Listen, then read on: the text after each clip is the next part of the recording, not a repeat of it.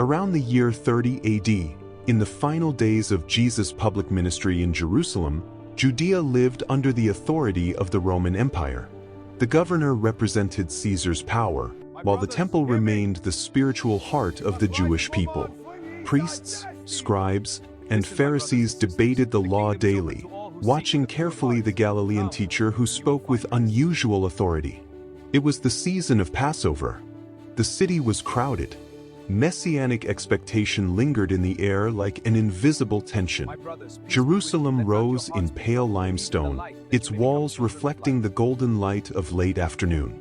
Narrow streets were layered with fine dust, marked by sandals and the hooves of animals. Houses built from cut stone blocks stood close together, their flat roofs made of timber and packed earth.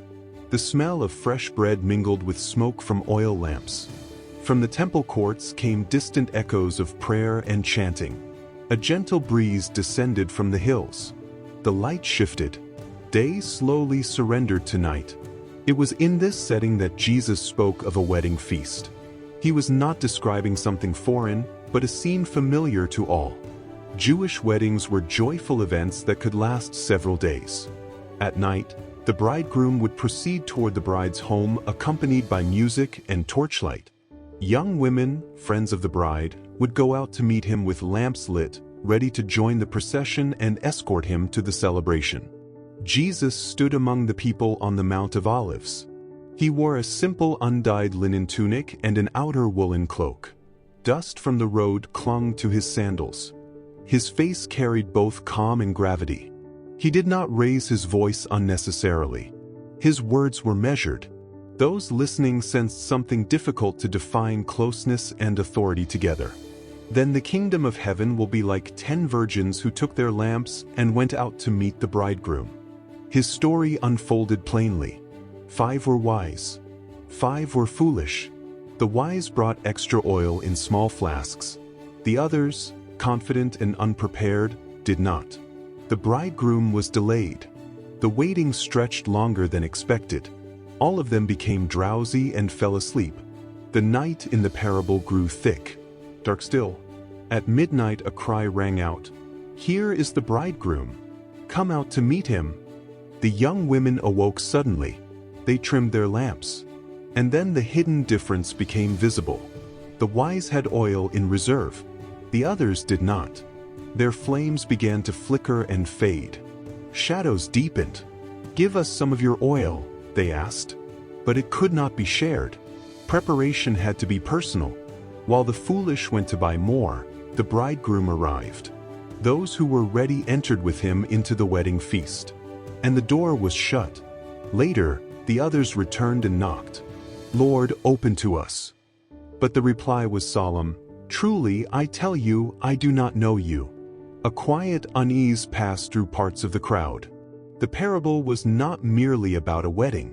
It was about readiness, about waiting, about inner watchfulness.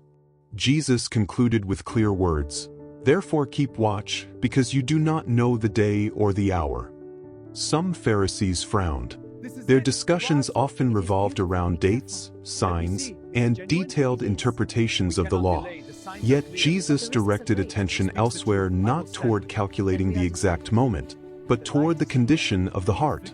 Readiness was not outward appearance. It was something sustained within. The oil symbolized a life continually nourished, a faith cultivated in secret, a relationship not improvised at the last minute. Among the listeners, reactions varied. Some felt conviction, others fear, some hope. The image of the closed door lingered in the air like a silent warning. It was not spoken as threat, but as invitation to live awake, attentive, faithful in ordinary hours. Evening settled over Jerusalem. Real lamps were being lit in homes throughout the city as darkness fully arrived. Merchants closed their stalls. Families gathered for supper.